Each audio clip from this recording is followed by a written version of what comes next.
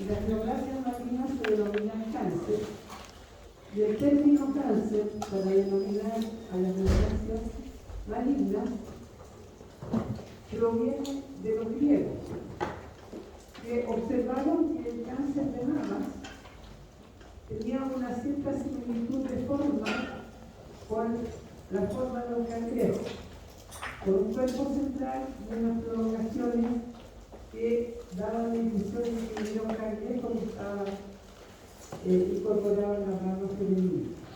O sea, a raíz de esa observación de la forma de la mayoría de muchos tumores de mama, los griegos pusieron a esta enfermedad el nombre de cancros.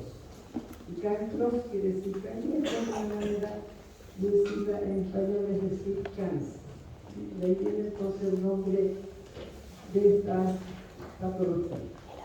Ahora, el cáncer es, y las neoplasias malignas y benignas están presentes en todos los seres vivos, metazoos, y son mucho más antiguos que el ser humano, puesto que se han encontrado restos de tumores en huesos de dinosaurios y de animales muy antiguos, de mamuts. Y eso nos ha hecho saber que entonces la enfermedad de la neoplasia está mucho más antigua que el ser humano. Y se observa entonces, se observan en restos, en el estudio de los paleontólogos, se observa que hay estas neoplasias en el hombre desde muy antiguo. También están presentes las neoplasias en los vegetales, y aquí ustedes observan un árbol con una neoplasia en su tronco. Ahora, hay una excepción a toda esta regla de tener neoplasias en todos los animales y en los vegetales, y es este ratoncito que les muestro acá. Este ratón se llama Naked Fortunato Mole Rat. Y esta ratita es muy peculiar porque esta ratita no hace cáncer aun cuando nosotros la pongamos a gente cancerígena. Y ella no solo no hace cáncer, sino que además es una ratita que vive cerca de 22 años, en vez del año y medio o 2 años que vive una rata normal. Entonces, este animalito que está en África subsahariana, en el desierto, tiene bastantes peculiaridades y ha permitido estudiar la genética y dilucidar qué genes están involucrados en el desarrollo del cáncer, porque la diferencia está en que estos animales no hacen. Entonces, lo que se ha visto, o sea, estos animalitos son muy peculiares porque se comportan como se comportan las colonias de hormigas y de abejas. Es decir, hay una rata reina que es la que pare los ratoncitos, las ratitas. Hay ratas nodrizas, hay ratas guerreras, hay ratas que hacen los túneles, etc. O sea, su comportamiento es muy similar al comportamiento de las hormigas. Bueno, estas ratitas tienen un genoma en el cual se observaron muchos genes relacionados con la regulación de la proliferación celular. Genes que están involucrados en la reparación del DNA, del ácido desoxirribonucleico, los genes, y genes involucrados en la detoxificación. Y estos genes, por algún motivo, especialmente porque están sobreexpresados los genes relacionados con la reparación, no sufren cambios genéticos durante su larga vida. Y estos genes, justamente que estos animalitos tienen totalmente funcionando de una manera tal vez exagerada, esos genes están involucrados en el cáncer que padecen todo el resto de los animales. Entonces, este es un ejemplo de cómo la naturaleza nos muestra caminos para entender los fenómenos. ¿Cuál es la magnitud del problema en nuestro país? Según el último informe esto es del año 2021, según el último informe del Ministerio de Salud, en nuestro país existe una incidencia de 45.000 casos nuevos de enfermos con cáncer cada año, lo cual es muchísimo. Entonces, la tasa adulta de mortalidad por cáncer estimada para el 2021 es esta.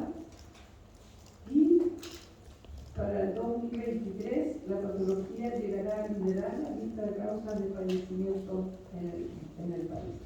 Vale decir, hay un problema serio con la incidencia, y en este caso lo que se está mostrando es la mortalidad por cáncer. La incidencia es más grande aún. Ahora, ¿cuáles son los tipos de cáncer que son más frecuentes en nuestro país? El de próstata en primer lugar, el mamario en segundo lugar, colon y recto, estómago, pulmón, el cáncer cervicuterino y el cáncer testicular. Algunos de estos cánceres son su etiología o su causa es bastante conocida y se puede evitar o prevenir que ocurra, o también se puede diagnosticar precozmente algunos de estos. Por ejemplo, el cáncer pulmonar está fuertemente relacionado con el humo del cigarrillo, el cáncer cervicuterino con el virus papiloma humano, el cáncer de colon y recto con los alimentos, el cáncer mamario con la obesidad y los estrógenos, etc. En la medida que nosotros como profesionales de la salud sepamos cuáles son estas tasas de incidencia de estos tipos de cáncer, vamos a poder ejercer nuestra labor de educación de la población. ¿Qué quiere decir neoplasia? Vamos a hablar en general de las neoplasias. Vimos que el cáncer de múltiples de neoplasia. Neoplasia quiere decir nuevo crecimiento. Y las neoplasias, y especialmente el cáncer, rompen la armonía que existe en el comportamiento social de las células que conforman los tejidos de un organismo. ¿Cuáles son estos componentes del comportamiento social de las células en un organismo vivo? Son básicamente la proliferación, la diferenciación y la muerte celular. Vale decir, la constancia del tamaño, del funcionamiento de nuestro organismo, y ahí debemos tomar el concepto de homeostasis, el concepto de la mantención de la constancia del medio externo, y que las cosas no cambien, la constancia del comportamiento de las células entre sí. Cuando hablamos de comportamiento social, estamos refiriéndonos a cómo se comportan las células en una sociedad. Y esa sociedad es un tejido. Ese tejido puede ser un epitelio, puede ser un tejido muscular, un tejido afectivo, etc. Pero ¿cómo se comportan estas células? ¿Cuáles son los principales componentes de su comportamiento mutuo? Son esos tres aspectos de la vida: la proliferación, la diferenciación y la muerte. El comportamiento de las células cancerosas es absolutamente contrario a este comportamiento social de las células. Normal, el comportamiento de las células cancerosas es autónomo, aberrante, invasivo y destructivo. Por lo tanto, su presencia en el individuo rompe equilibrios, destruye barreras anatómicas y tisulares, genera dolor, malestar y muerte. Entonces, en el concepto básico de lo que es una neoplasia está que se trata de una alteración del comportamiento social de la célula. Existen neoplasias benignas y neoplasias malignas, y son diferentes en cuanto a su modo de crecimiento. Una neoplasia benigna crece empujando al tejido aledaño, al tejido que la rodea, y no lo rompe, no lo destruye, sino que crece en general de manera lenta y progresiva. En cambio, las neoplasias malignas, como este carcinoma, crece invadiendo, destruyendo y reemplazando al tejido cercano. Aquí vemos que esta neoplasia, este carcinoma nasofaringeo, ha destruido los globos oculares, ha destruido el faringe nasal y probablemente va a invadir el cerebro de este paciente. Entonces, la gran diferencia que hay, la diferencia más notable que hay entre una neoplasia maligna y una neoplasia benigna es el modo de crecer, el respeto o no por el tejido que está alrededor de él. En el caso de las neoplasias benignas, estas crecen sin destruir el tejido aledaño. En el caso de las neoplasias malignas, sí destruyen e invaden, incluso se van a ubicar a lugares distantes de donde surgieron. Entonces, de acuerdo a los distintos criterios, nosotros podemos establecer diferencias entre neoplasias benignas y malignas. Por ejemplo, en cuanto a la diferenciación, ¿qué es diferenciación? ¿Cómo? Linaje, ya. ¿Alguna otra explicación más común y corriente? ¿Qué es lo que es diferenciación? ¿Qué pasa cuando una célula se diferencia? Se especializa, ¿no es cierto? Es una especialización, es la adquisición de un fenotipo particular que la hace trabajar en algo en especial. Por ejemplo, una célula tiroidea también con hormona tiroidea. No se contrae como se contrae una célula muscular. Eso es la diferenciación. Y en la benigna está bien concentrada, es decir, un linfoma, como el que vimos recién, tiene células adiposas. Un fibroma tiene células fibromas, etc. En cambio, en las malignas, la diferenciación tiende a la anaplasia. ¿Y qué significa anaplasia? Anaplasia significa que la célula vuelve a un estado primitivo. Puede surgir una célula que ya está diferenciada, por ejemplo, una célula epitelial.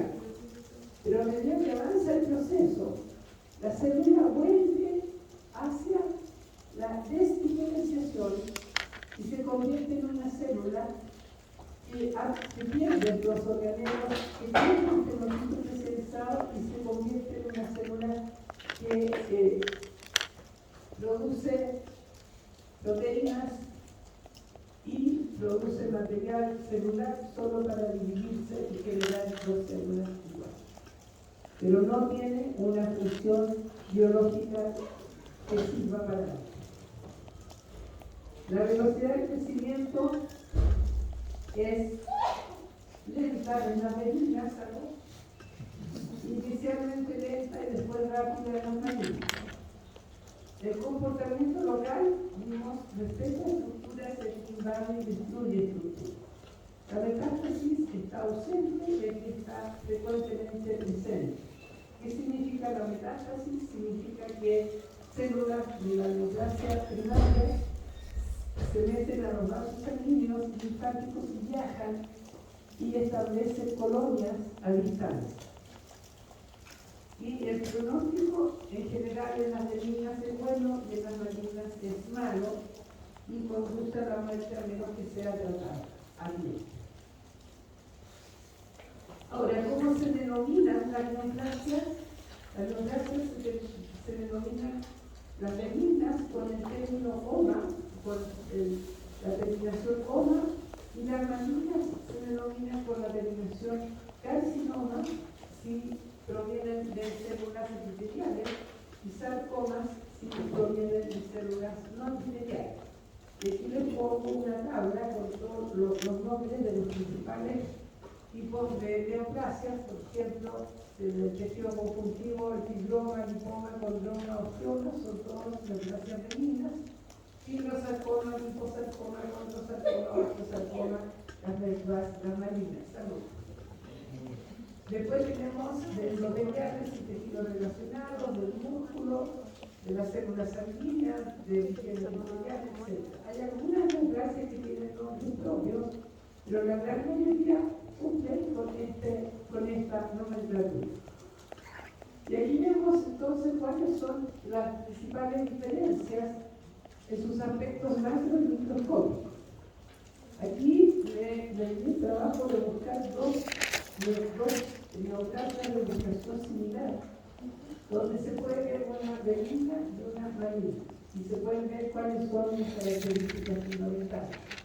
Aquí tenemos un fibroma, que es una neoplasia benigna, que está en la encía de este paciente, y que sus células son homotípicas, vale decir, sus células tienen histológicamente la pinta de fibroblastos o fibrocitos.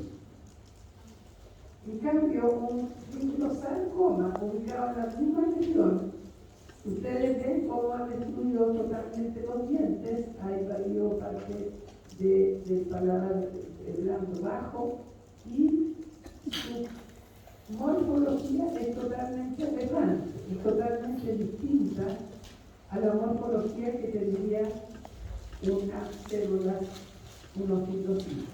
Entonces, hay aquí una pérdida de las características fenotípicas de las células. Veamos otro ejemplo, un leiomioma.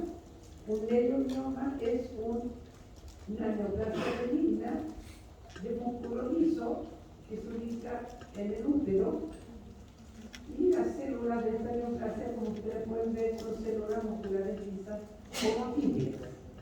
En cambio, un leiomiosarcoma, también ubicado en el útero, tiene este aspecto, tiene zonas de distintos colores, de distinta consistencia, es una neoplasia clivable que ha roto la pared uterina y sus células son totalmente diferentes a las células musculares lisas. Entonces aquí ven estos cuatro monitos, podemos mirar que realmente hay una diferencia muy importante. Ahora, ¿es siempre esto siempre así? No. Cuando las neoplasias están recién comenzando a evolucionar las neoplasias malignas, es posible que no se manifieste absolutamente este aspecto anaplásmico.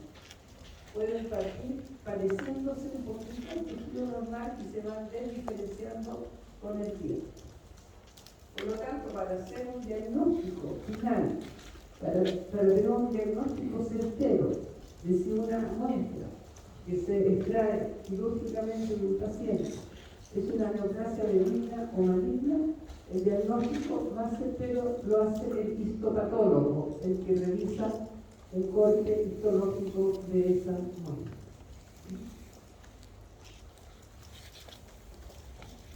Entonces, ¿cuáles son las características estructurales de las neoplasias benignas y malignas? Tenemos aquí un adenoma, que es una neoplasia derivada de un tejido glandular, y un carcinoma también derivado de un tejido glandular. Ustedes se fijan, en ambas existe un parénquima, que son las células tumorales propiamente, que son estos epitelios, y un estroma que está formado por tejido conjuntivo que le regala, ¿no es cierto?, la irrigación y la hidratación. En el caso de las neoplasias benignas, existe un estroma suficiente como para que la neoplasia sobreviva y esté, digamos, entre comillas, en buen estado de salud. No hay mayores cambios patológicos en las células mismas. Sin embargo, en los carcinomas, en general, el estroma, todo esto que ven ustedes aquí en el estroma es escaso, y generalmente las neoplasias malignas en su centro tienen una zona necrótica, o sea, una zona que muere por falta de irrigación sanguínea y por falta de nutrición. Entonces, las neoplasias benignas en general no tienen un centro necrótico, en cambio las malignas sí. Lo que ya dijimos, las neoplasias benignas son homotípicas, generalmente bien diferenciadas, se organizan de manera similar al tejido normal. Y en las malignas se encuentran células heterotípicas, pleomórficas, o sea, de distintos tamaños, distintas formas y con diversos grados de diferenciación. Eso, de los diversos grados de diferenciación, lo podemos ver acá. En estas tres láminas se observan células, carcinomas de células escamosas de la piel, que pueden ser diferenciadas. Este es ya un cáncer, sin embargo, todavía se parece distinto a células epiteliales. E incluso tiene esto que son perlas del castroide, que son células codificadas, que tienen queratina. O sea, todavía tiene un poco de recuerdo de lo que fue alguna vez que es un epitelio de la piel. En cambio acá, ya está medianamente diferenciada, ya se parece mucho menos a un corte de piel, y acá ya está absolutamente indiferenciada o anáplasia. Entonces, una neoplasia en la piel, como esta que estoy mostrando aquí, parte siendo relativamente bien diferenciada, pues está medianamente diferenciada y finalmente está en la plaza. Y evidentemente ustedes podrán deducir que el pronóstico es peor mientras más anaplásica sea la neoplasia. Mientras más alejada está de su origen en cuanto a su morfología y funcionamiento, peor es el pronóstico para el paciente o la paciente.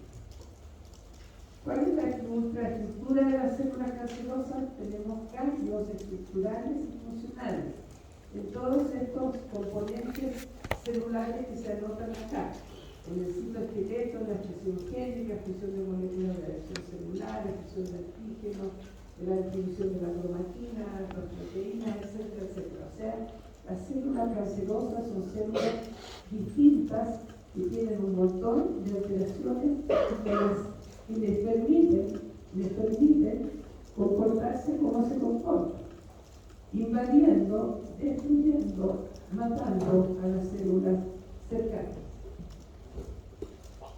Por ejemplo, los cambios en el citoesqueleto las hacen ser muy móviles, lo mismo que la fusión de moléculas de adhesión celular, la distribución de la cromatina, la expresión genética de estas células es diferente y se privilegia la expresión de genes que tienen que ver con su comportamiento invasivo y destructivo.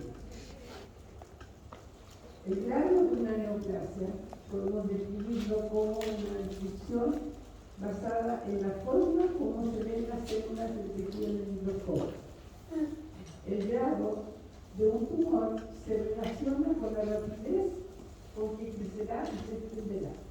Esto quiere decir que cuando nosotros sometemos a un paciente con una neoplasia y estudiamos patológicamente su cáncer, podemos deducir, de acuerdo al grado, cuál va a ser el pronóstico posible de ese paciente. Entonces, todos estos grados existen. El grado 1 está bien diferenciado, moderadamente diferenciado, escasamente diferenciado. Entonces, hay un informe sobre la biopsia de una neoplasia, siempre se refiere también al grado. ¿Cuáles son las consecuencias para el huésped de una neoplasia benigna? En primer lugar, la presencia de este nuevo crecimiento ejerce presión sobre tejidos y órganos. Puede ejercer presión, por ejemplo, sobre las arterias y impedir que llegue suficiente sangre al órgano que llegue a esa arteria. Por ejemplo, podemos tener una neoplasia que oprime la arteria renal y le llega menos sangre al riñón teniendo sobre una arroja, por ejemplo. Sí, lo vamos a ver. La presión sobre el tejido celular. Este es el caso más patético que les muestro. Este es un adenoma, o sea, una neoplasia del tejido glandular hipoficial. Ustedes saben, el tamaño de la apófisis es como una almendra, chiquitita, ¿cierto? De aquí ha crecido hasta tener ese tamaño en este paciente. Obviamente, la presión que ejerce esa neoplasia hipofisiaria sobre el cerebro va a producir la muerte del paciente. O sea, existen casos extremos donde la presión que ejerce la neoplasia es la responsable de lo que le sucede al paciente. Pero en general, las neoplasias benignas pueden ser extirpadas y generalmente, ¿no es cierto?, generalmente no recidivas, o sea, no vuelven a aparecer. Lo otro es actividad funcional, secreción de hormonas. Cuando tenemos una neoplasia que viene benigna, que viene de distintos órganos endocrinos, esa neoplasia, como las células son homotípicas, se parecen a las normales, son células que van a secretar hormonas. Y por lo tanto, esa tiroides, por ejemplo, con un adenoma tiroideo, va a producir en el paciente un hipertiroidismo, porque se van también a secretar hormonas. Lo mismo con cualquier otra glándula endocrina. Pueden sufrir hemorragias y ulceraciones, pueden obstruir conductos y pueden malignizarse. Como lo preguntabas tú, en general existen algunos tipos de neoplasias benignas que tienen una tendencia a malignizarse. Entre ellas se encuentran los pólipos del colon. Por eso es muy importante que cuando se describe o los pólipos gástricos pueden eventualmente sufrir una malignización y constituir un cáncer. Ahora, las consecuencias para el huésped de la presencia de neoplasias malignas. Obviamente, cualquiera puede pensar en ello, es que se va a producir una insuficiencia del órgano afectado. Si tenemos aquí, por ejemplo, un cáncer pulmonar, fíjense ustedes un poquito de tejido pulmonar interno que queda en este pobre paciente, y miren el tamaño de la neoplasia. Evidentemente, un paciente que tiene un cáncer pulmonar no respira bien, obviamente. Un paciente que tiene un cáncer renal no tiene una buena función renal, tiene una insuficiencia renal. Entonces, lo primero es la insuficiencia del órgano afectado. Lo segundo son ulceraciones que no cicatrizan, por ejemplo, y la producción de hemorragias. La disminución o obstrucción del lumen de conductos. Las fracturas óseas, perforación de tractos respiratorios, alimentarios y genitourinarios, y las consecuencias de las metástasis. Ahora, la metástasis es el más grave mecanismo de daño del hueso.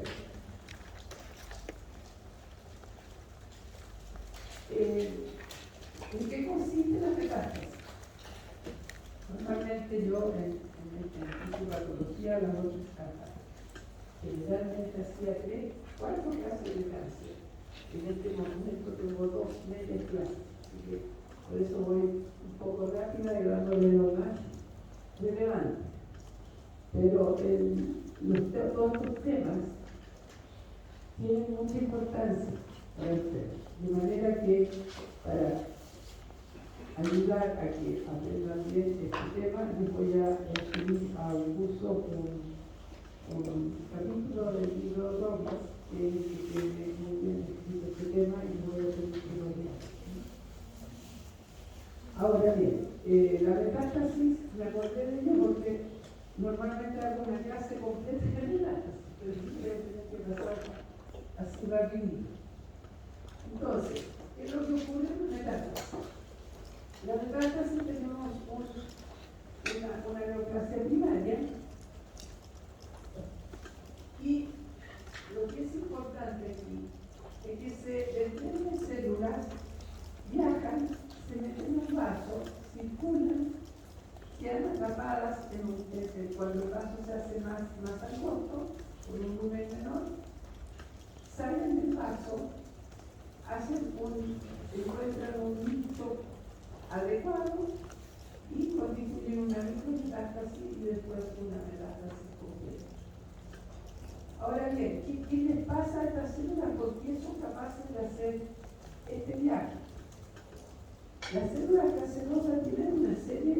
de propiedades que le permiten generar metástasis. Entre ellas tienen, ustedes saben que en los epitelios en general y en el tejido, las células muchas veces están unidas la una con la otra por unas uniones que se llaman gap junctions, que las mantienen ordenaditas y cierto volumen pesado.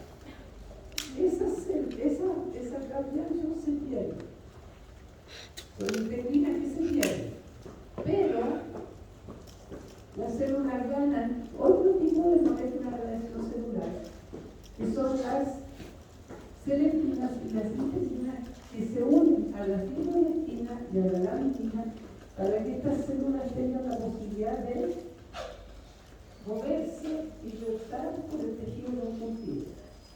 ¿Por qué? Porque a través de esta molécula se une a otra molécula que es la fibroelectina, y la fibroelectina se une al colágeno. Entonces, de esa manera, la célula adquiere una especie de aparato locomotor que le permite moverse a través del tejido conjuntivo. Pero no solo eso, sino que además estas células adquieren la capacidad de secretar proteasas, colagenasas, elastasas, que son enzimas que rompen el tejido conjuntivo. Entonces, la célula se desprende fácilmente, puede moverse y va destruyendo en la medida que se mueve el tejido que va a rodear. Y de esa manera llega al vaso, rompe, muchas veces, aquí no está mostrado, pero muchas veces rompe a las células endoteliales, se mete en la circulación y estas células tienen tal capacidad de generar metástasis que se disfrazan mientras van por el vaso sanguíneo de un lugar a otro. ¿Cómo se disfrazan? Porque tienen un factor activador del fibrinógeno, y ese factor activador del fibrinógeno hace que se cubran con fibrina. Y de esa manera pasan desapercibidas del sistema inmune. Además, pueden activar otros factores que le permiten ocultarse mientras van circulando por la sangre o por la linfa. Y después salen también usando las proteasas y usando sus medios de movilización para constituir la metástasis. Aquí vemos una metástasis hepática y metástasis cerebral.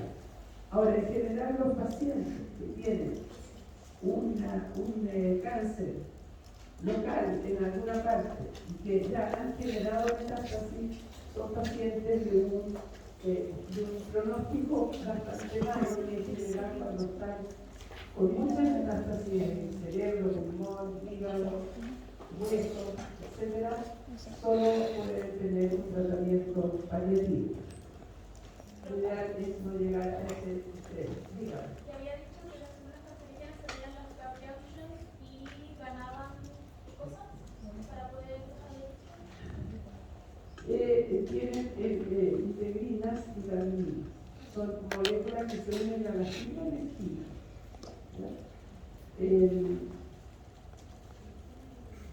Lo importante es no llegar hasta el extremo de tener metástasis y ser muy cuidadoso con el diagnóstico precoz de esta enfermedad.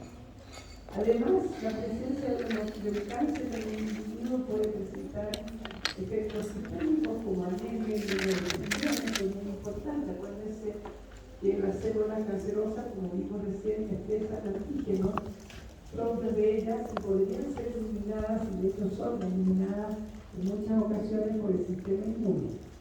Pero como producto de inmunodepresión, el sistema inmune no está capacitado para rechazarlo. Hay pérdida de peso que puede llegar a caquexia por efecto del tumor del tratamiento y o de factores emocionales. Esto es muy importante. Una persona que pierde peso sin motivo, no porque está haciendo sin hacer régimen ni nada de eso, si pierde peso de forma importante, hay que inmediatamente sospechar de la presencia de esta enfermedad. Presenta dolor presentan el síndrome paraneoplásico, el 10% de los enfermos, que consiste en una hipercalcemia, un síndrome de Cushing, hiponatremia y policitemia. Y otras consecuencias específicas de acuerdo al tipo de cáncer: insuficiencia respiratoria, insuficiencia renal, insuficiencia pancreática, etcétera, según lo diagnosticado el tumor primario. La dinámica y las etapas del crecimiento tumoral la podemos ver acá. Las células crecen inicialmente como una neoplasia que está confinada dentro de un epitelio. Aquí estamos hablando de un carcinoma, y en el momento en que, en este momento, aquí en esta fase se denomina carcinoma in situ. Cuando rompen la membrana basal, las células cancerosas pueden avanzar, la rompen mediante las proteasas que secretan, se meten a un vaso sanguíneo y constituyen una metástasis. Ahora, en el crecimiento de la neoplasia se considera una etapa avascular donde no hay irrigación sanguínea porque está dentro del epitelio, y los vasos sanguíneos solo llegan hacia afuera, debajo de la membrana basal, y posteriormente la neoplasia que está aquí confinada en el epitelio comienza a sufrir hipoxia. No recibe oxígeno porque no está irrigado, y libera un factor que se llama HIF, factor dependiente, HDFG, se llama factor dependiente de hipoxia, y ese factor va a actuar sobre células que van a liberar un factor angiogénico. Los factores angiogénicos lo que hacen es ir al vaso sanguíneo más cercano y estimularlo para que genere brotecitos vasos nuevos. Y esos vasos nuevos van a ir a infiltrar el tumor y lo van a alimentar. Y de esa manera vamos a tener un crecimiento lento inicial y un crecimiento rápido una vez que se vasculariza. Dígame.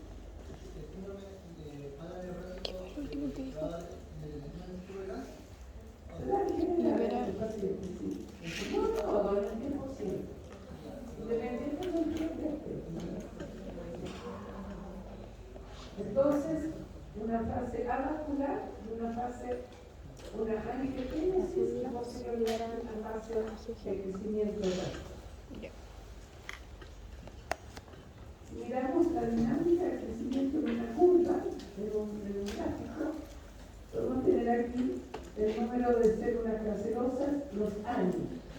Y esto es bien interesante. Fíjense ustedes que desde que se inicia el proceso hasta que el cáncer tiene 1 miligramo, esto es una curva promedio, no es el cáncer en particular, sino que lo que generalmente ocurre cuando la neoplasia tiene 1 miligramo de peso, recién entonces se vasculariza.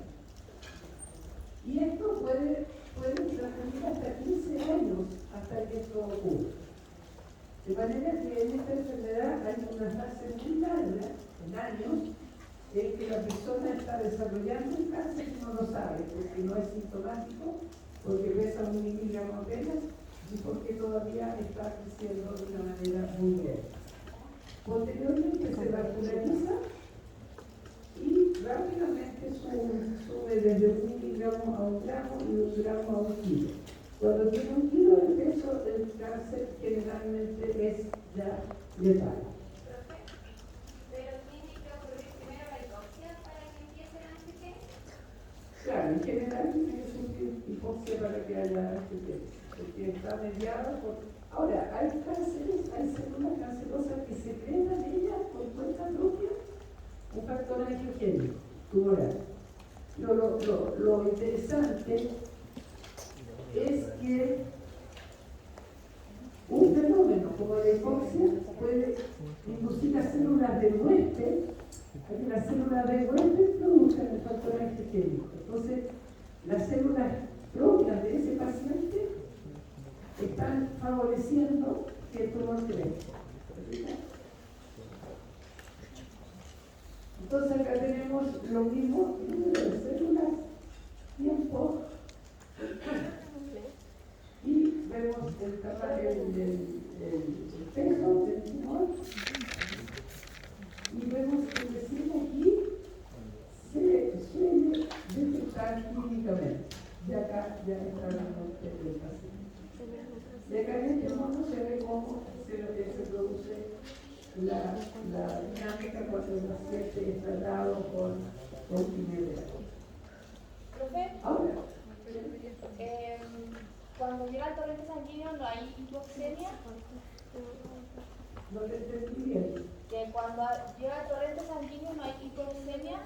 ¿No? No hay ningún momento que pueda pasar como... Lo que pasa es que las células cancerosas que llegan a la circulación sanguínea viajan, digamos, formando núcleos, o sea, pequeños acúmulos, pero no es que el tumor entero esté auxiliando el paso. Pero a medida que, por ejemplo, el cáncer va aumentando y Hay hay una una metástasis. hipoxia, claro, el cáncer ya desarrollado, tú tienes normalmente, con un cáncer gástrico, un cáncer hepático o cualquiera, tienes en el centro zonas de hipoxia y muertas, con necrosis, que pueden infectarse y pueden digamos, contribuir más aún a la enfermedad en la mejora del paciente. Porque va a sufrir fiebre, va a sufrir todas las consecuencias de tener una zona necrótica en el organismo.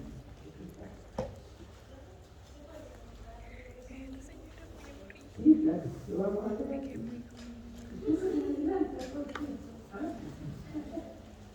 Bueno, ¿en qué consiste la estratificación del cáncer? Y acá ustedes tienen un rol muy importante. Aquí se trata de ver la ubicación del tumor, el tipo de célula, el tamaño, el cáncer se ha diseminado a una parte distinta del cuerpo, el grado del tumor, que ya lo vimos. Esto, o sea, cuando uno sospecha de que un paciente tiene cáncer, tiene que estratificarlo, lo primero que tiene que hacer. O sea, decir en qué etapa de la enfermedad está. Y para saber en qué etapa de la enfermedad está, tiene que tomar en cuenta todos estos factores. El sistema TNM es el más corriente que se usa para estratificar a los pacientes. La T se refiere al tamaño y extensión del tumor principal. La N se refiere a la extensión del caso si se ha diseminado a los nódulos linfáticos. Y la M se refiere si el cáncer es o no tiene o no metástasis.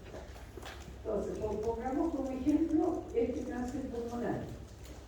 Aquí tenemos un cáncer pulmonar que es de este corte T1 o T2 o T3 o T4, de acuerdo al tamaño y a la ubicación. Entonces el médico, mirando la radiografía y todo lo demás, dice ya, este paciente es un T2. Ve si hay o no hay metástasis. Si hay metástasis, dice es un T2, N1, y si tiene el linfonodo involucrado, dice es T2, N3, N1. Y eso, con ese diagnóstico, el equipo médico sabe qué hacer con respecto a ese paciente. Si darle quimioterapia y radioterapia, si darle quimioterapia sola, si operarlo y darle quimioterapia, etcétera, etcétera. O sea, el protocolo que se va a usar en el tratamiento de su paciente va a depender de esta estratificación. ¿Queda claro el concepto? ¿Sí? Veamos un ejemplo. Aquí está el estadio 0, un cáncer de colon. Estadio 1, aquí hay células preneoplásicas, que no las podemos detectar de ninguna manera. Aquí tenemos ya un pequeño tumorcito que ya rompió un poquito la membrana basal. Aquí va avanzando cada vez más y tenemos el estadio 2A, 2B y 2C. Entonces el cáncer ya está listo para diseminarse a lo lejos, pero por el momento se ha diseminado al peritoneo. Este es un cáncer de colon. Se diseminó hacia el peritoneo. Esta parte parte está construyendo hacia el 1. Estos son los linfonodos. A medida que avanza en el estadio 3, los linfonodos ya están afectados por las células cancerosas. En el estadio 3B, el cáncer ya llegó a 3 ganglios. En el estadio 3B también podría ser más adelante 4, 6 o 7 linfonodos, y eso lo ve el cirujano. Entonces, en el estadio 4 ya pasó desde el colon hacia los linfonodos, desde los linfonodos hacia la sangre a través del conducto torácico y va a constituir la metástasis. Entonces, en el estadio 4, el cáncer de colon se diseminó a los linfonodos mecanos, al pulmón, al hígado, a la pared del abdomen, a los ovarios, etc. Y ese es un estadio ya 4 donde el tratamiento es bastante difícil que sea un tratamiento exitoso. Por lo tanto, lo que hay que pedir es que, lo que hay que tratar es de pesquisar a la neoplasia de forma precoz. ¿Cómo se puede prevenir el cáncer? ¿Cómo se puede impedir que ocurra? Se puede impedir que ocurra aprendiendo a respetar y cuidar el propio organismo y el de los demás. Nosotros, ustedes, sabemos cuáles son los factores de riesgo para cada tipo de cáncer. Podemos aplicar ese conocimiento a nosotros mismos, a nuestra familia, a nuestros vecinos, a nuestros pacientes, a todas las personas que vean. Si sabemos, por ejemplo, que el hábito de fumar es una condición que puede conducir, no siempre, pero puede conducir al cáncer pulmonar, vamos a promover que la gente no fume. Si sabemos que la comida pobre en fibras tiene relación con el cáncer de colon, vamos a promover que la gente coma alimentos con fibra. Entonces, para poder prevenir la ocurrencia del cáncer, lo primero que tenemos que saber son los factores de riesgo y educar a la población al respecto. Y conocer los factores de riesgo. Entonces, esto es muy simple, pero muy importante. Los norteamericanos hicieron esta lista de señales de alarma en cáncer, que son señales que si la persona las presenta, o una persona que ustedes conozcan las presenta, o un paciente las presenta, son señales que deben dar una alerta, una alarma. No son señales de que el cáncer exista, sino que son señales de que podría estar presente. Y estas entonces nos deben llevar a consultar.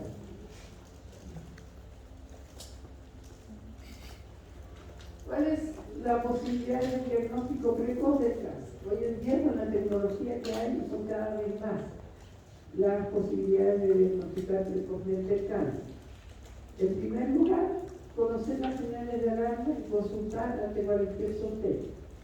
Después está el examen del Papa Nicolau, que sirve para detectar el cáncer cervicuterino y que es generalmente producto de que las mujeres en edad fértil se deben hacer un examen ginecológico y entonces se le hace se saca una pequeña muestra del cuello uterino, eso lo hacen las matronas o los ginecólogos, y generalmente esa muestra es analizada por un tecnólogo médico, y el tecnólogo médico, si que ve que hay sospecha de cáncer, la pasa a un patólogo y el patólogo decide si hay o no un cáncer en ese cuello uterino. Es un método simple, es un método que está incluido en la salud pública. Y la endoscopía de poblaciones de alto riesgo. Si sabemos que una persona es posible que tenga un cáncer de estómago, un cáncer de colon, etc., tenemos que hacer endoscopía.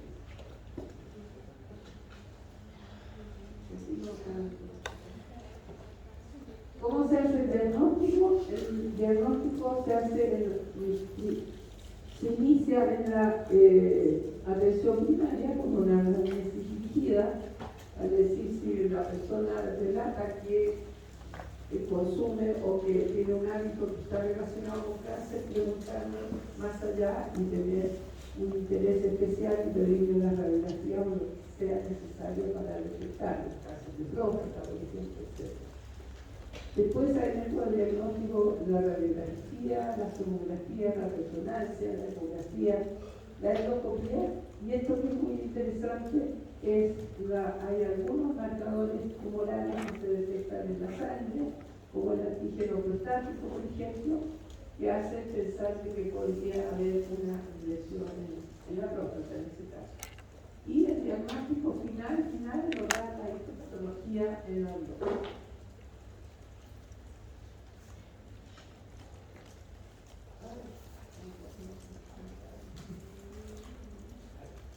El tratamiento es la cirugía, que es el tratamiento más importante de elección, la quimioterapia, en la cual se dan medicamentos que inhiben la proliferación celular y que tienen lamentablemente efectos secundarios porque inhiben la proliferación de cualquier célula. La radioterapia y la inmunoterapia que está muy en desarrollo actualmente. El paciente oncológico es atendido por un equipo que incluye el oncólogo clínico, cirujano, radiólogo, quimioterapeuta, enfermera, tecnólogo médico, psicólogo y nutricionista. Y en la rehabilitación participan los kinesiólogos, terapeutas, hemodiólogos, y en el diagnóstico precoz participan médicos, matronas y tecnólogos médicos fundamentalmente. Ahora, la inmunoterapia contra el cáncer, de lo que se trata es de utilizar células T o células B o anticuerpos monoclonales para atacar a las células tumorales. No sé si ustedes vieron este tema en su curso de inmunología.